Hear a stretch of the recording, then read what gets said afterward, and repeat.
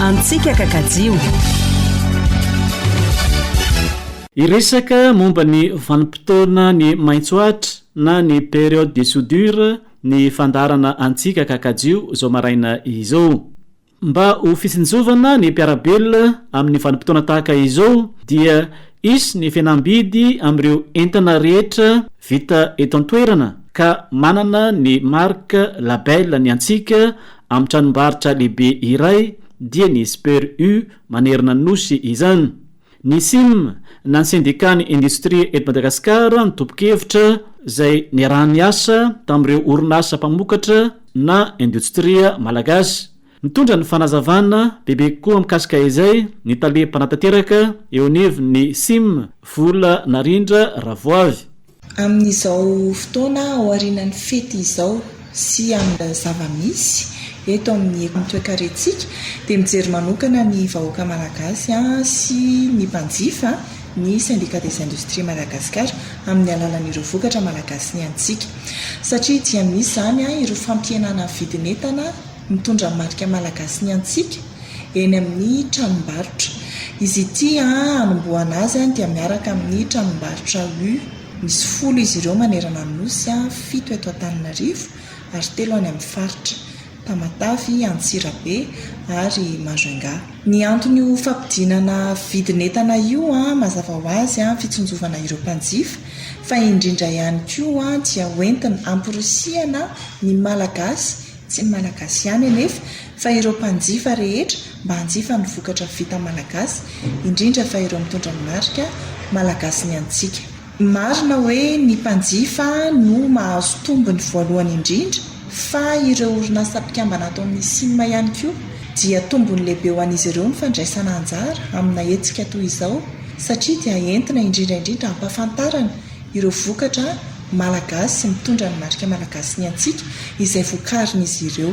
Eo ohatra ny mamokatra sakafo, ny zava-pisotro, ireo kojakoja andavanandro, ireo fitaovana fidiovana sy fanadiovana ary ihany koa ireo entana fampiasan'ny reny sy ny zaza. Ny hetsika iarahana amin'ny tranombarotra io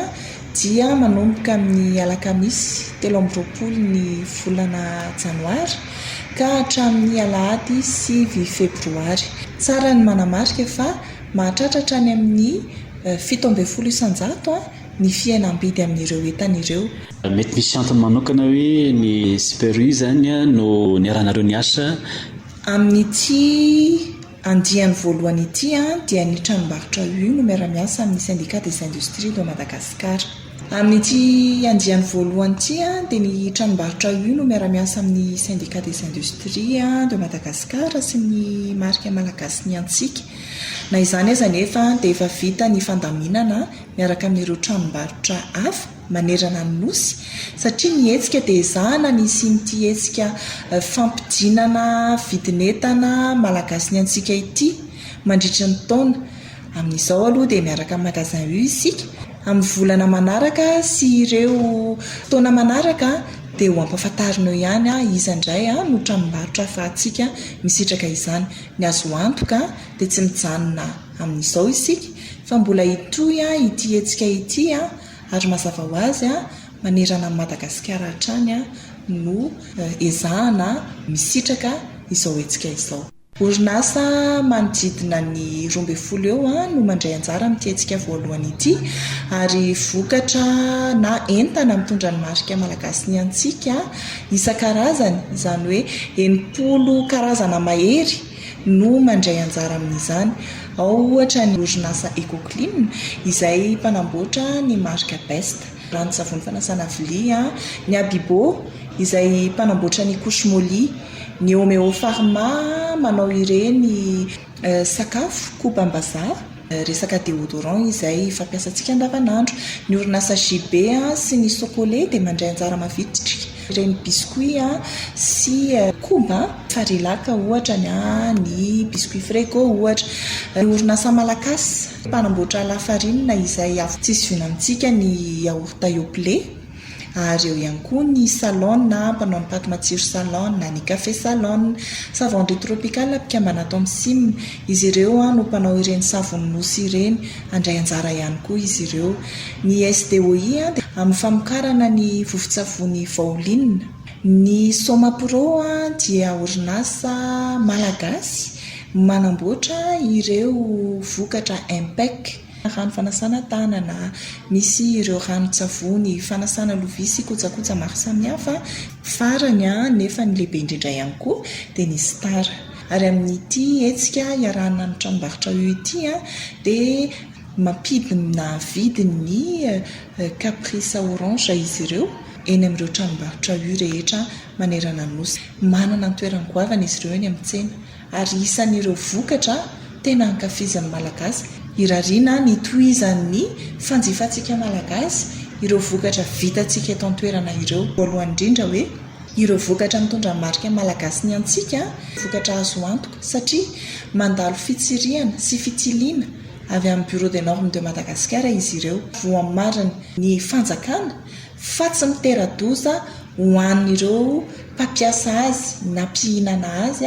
na ireo olona akaiky azy ireo ny fampiasana sy ny fihinanana ireo vokatra mitondra ny marika malagasy ny antsika tombony lehibe ihany koa afaka hifaninanantsika eto toerana amin'ny resaka marika malagasy ny antsika io ny fahafantarana hoe izany namokatra azy raha sendra zany ianao misy olana na sendra ianao misy fitarainana tianao atao fantatrao voalohany indrindra ny SIM Syndicat des Industries de Madagascar